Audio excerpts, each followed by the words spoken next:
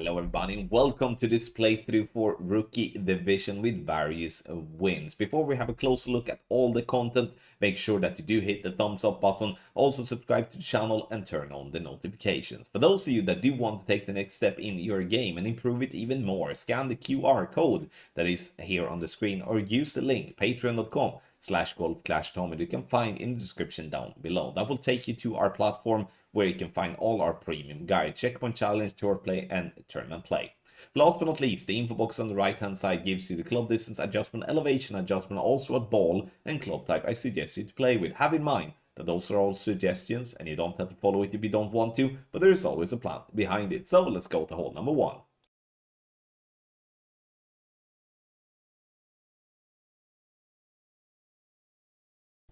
Hole number 1, which is with the tournament win for the qualifying round. I'm using a power 3 ball and the driver that gives me the most power possible, because now we're gonna utilize the tailwind and we're going to get ourselves as close to the green as possible.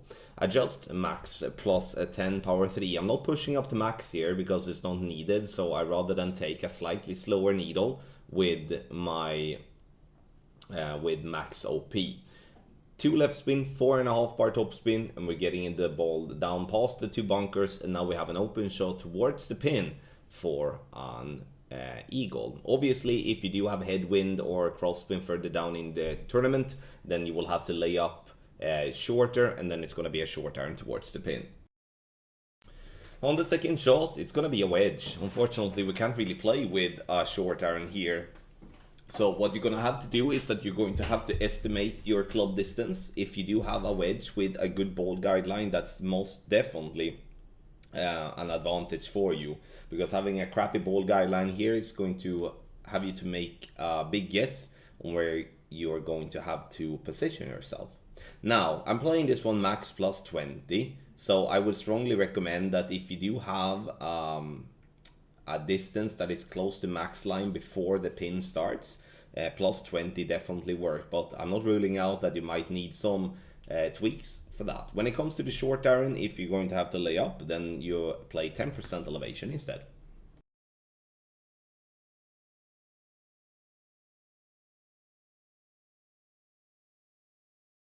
Hole number 2. I'm not fan on bouncing on the fairway, so I'm gonna go for a rough bump. It may look aggressive, but there is room to hit great left and also great right. I'm gonna use a 3 right spin, I'm gonna use 1 back spin and get the ball guideline to hole. I use the left side rough every time I do have a wind coming left to right, because otherwise I'm going to have to play very close to the rough line if using the rough bump on the right. But if it would be a straight wind, or if it would be a wind coming right to left, I would be using the rough bump on the right instead. Now, for the adjustment, I'm playing 1-to-1 minus 0.4. So here I'm adjusting 1.8 rings with my sniper level 7.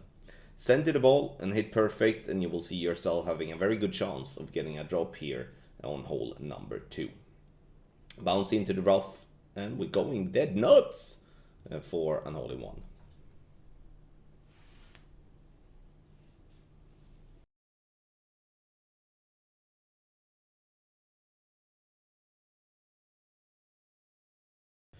The drive, we're going to play on the right side, and the reason for that is that I want to position ourselves for a rough bump on the second shot. 4.5 bar top spin, 1 left spin, ball guideline to go straight down the fairway. Adjustment is max plus 10, and then I will be applying 3 rings of overpower, because I do want to push the ball further down than what it would otherwise would be if I would be just be using the overpower I adjust into. So bounce on the fairway. Now we're getting very close to the rough line, or at least closer than what I want. So maybe move a little bit more left, but it's in the end it's safe at 370 yards. Second shot on hole number 3. I'm gonna go for a rough bump. I do believe that is the best way to go for a drop here. Unfortunately, I make a mess of the adjustment and I'm adjusting too little. I'm still safe though, in the sense of that I'm getting the ball close, but it's not really what I want to. I expect myself to do a little bit better than what I do here on the screen. I'm adjusting 2.2 rings, which is a little bit too little. Should have adjusted like 2.5. Ball guideline through the hole, as it is headwind, and the ball guideline will be compressed.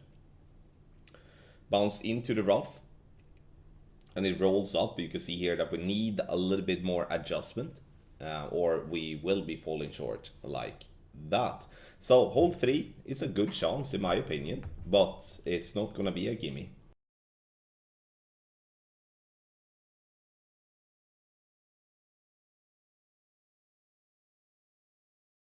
On hole number 4, the drive, if we do have a headwind, we are going to get ourselves up the fairway and to focus on getting a rough bump on the second shot. If I would be having a tailwind here, I would actually use my quarterback and bounce over to the fairway on the very left. This to give us a short iron from there, or just a wedge towards the pin. 4.5 bar topspin, 2 left spin. I'm aiming straight forward there and getting the ball to bounce and to bounce and to roll, and now we're going to have a long iron towards the pin. You don't have to play with a Titan here. I somewhat got rushed in the end. I would play with maximum a katana or something like that. A power 2 ball is what I'm trying to say on the drive, because there's no point spending any power 3 balls here, especially when we are not close to going into overpower. Second shot here, we're going to do a rough bump, and we're gonna do that with our long iron, especially when we do have a headwind of tee, we won't reach as far as we would like to play with our short iron. Here, I would say the tricky part is to actually know, should I aim at the hole, should I aim short of the hole, should I aim through the hole with my long iron, because it all depends on what type of ball guideline you have. The Goliath level 6 here is going to come in a little bit hot. I should have left it a little bit short because, again, I'm not having a fully developed ball guideline.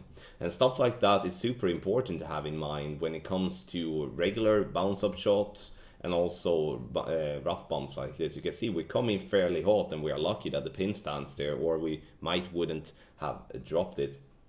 In the end, we're playing 5% elevation on the second shot, and true club distance. It's going to be close to minimum distance here if you're playing with a long iron. No matter what club you're playing with, no matter what ball you're playing with, this rough bump is a very good chance.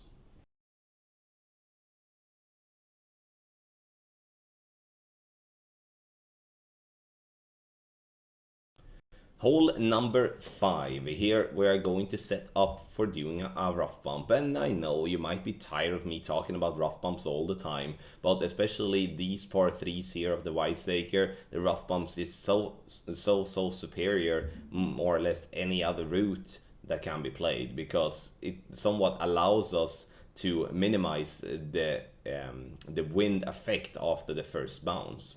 Adjustment 1-to-1 using 0.3 topspin, and looking at it in the end, we would need a couple of extra decimals to get this one to drop. But it comes in with a nice speed, we're hitting the rough in a nice way, so there is in the end no risk for great balls here, and we are giving ourselves a look for the hole-in-one. I mean, 0.2 more decimals would be making that one go in the hole, but I will take it, and it's not going to go in every time, but it's a good chance.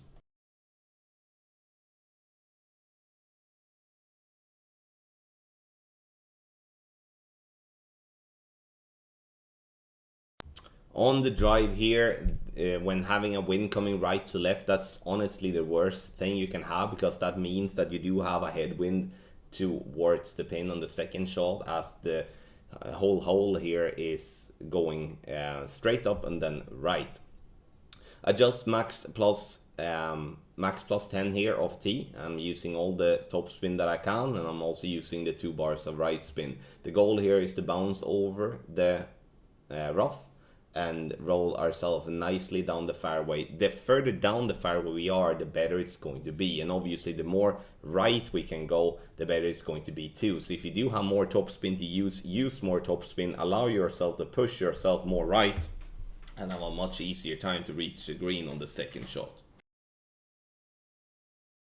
On the second shot on hole number 6, now we're just gonna play ourselves down towards the green, and here we do have a situation where we definitely can use the power 5 ball in our favor. So we're using all the right spin that we can, which is 2 bars, and using a little bit of backspin too. I'm moving myself way more left than what is needed really. You can go more bang on, but moving myself more left allow me to use the curl and get around the rough and give myself much more room for error. Now I hit a very bad grade right and I end up for a wedge towards the pin, but that's still a very short and simple wedge to lock in the eagle. Hole 6 for me, regardless what wind direction you have, is to get ourselves an eagle and to be done with it.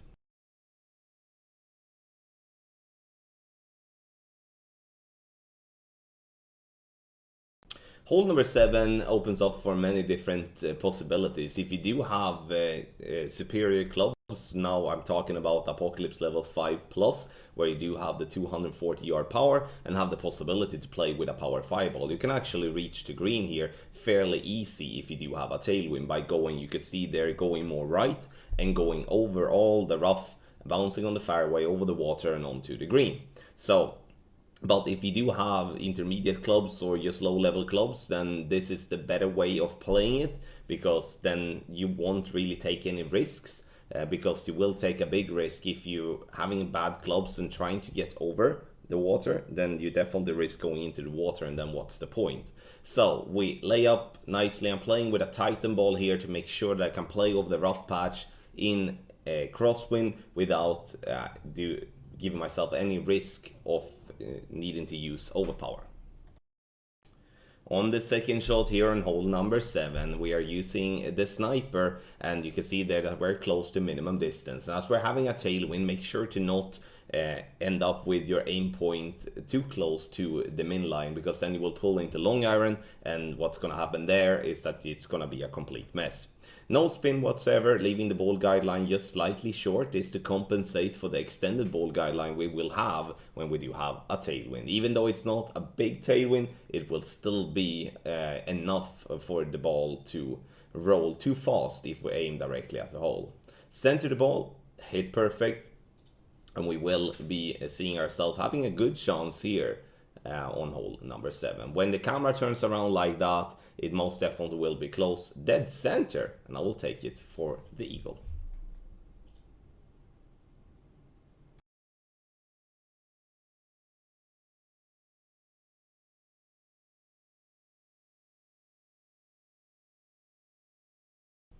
On hole number 8, we are going to play with our sniper, and we're gonna play into this little sticky spot there that is on the very left hand side. You can see here that I'm looking around a little bit to try to find the sticky spot, but I would say in this instance we are needed to be a little bit more left than intended. So in the end I'm sticking to using the 2 right spin and a little bit of backspin to get the ball guideline through the hole with my sniper. Adjustment here now is going to be medium distance with a 20% over adjustment. Center the ball and hit perfect, and you will have a good chance of dropping this one for an hole-in-one. The good part with the par 3s in general is that it opens up for rough bumps. A rough bump is by far the easiest way of dropping an hole-in-one, and especially on the Wiseacre with a flat green and a flat fairway before that, it makes it even easier in my opinion. Nice little hole-in-one on hole number 8.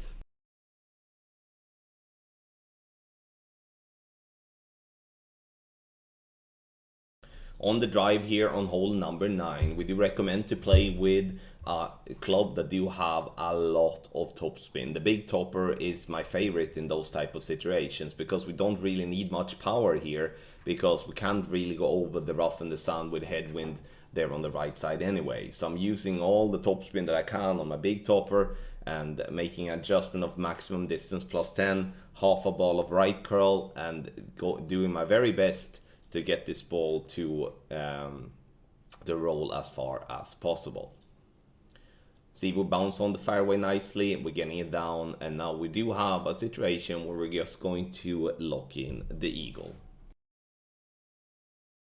For hole number 9, we are just going to play ourselves up towards the green, or to be just close to green, to just lock in the eagle. I do not see any point of pushing too hard here, because what's gonna happen then, that is that you do risk to go into the rough or into the sand, and then then we're all gonna be sad about that, because that could potentially cost us getting the eagle. This is a tough par 5. Don't don't think anything else. So going away with an eagle here is definitely not something that everyone will be doing.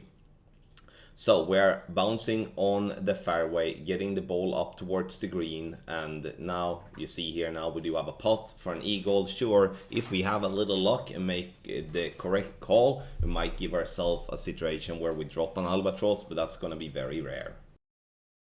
Thank you so much, everybody, for watching this playthrough for Rookie Division with various wins. If you do want to improve your game even more, scan the QR code here on the screen or go directly to patreon.com/golfclashtommy via the link in the description down below. Last but not least, hit the thumbs up, subscribe to the channel, and turn on the notifications. Those 3 things will help the channel immensely. Thank you once again for watching. I wish you the best of luck in the Golf Clash game.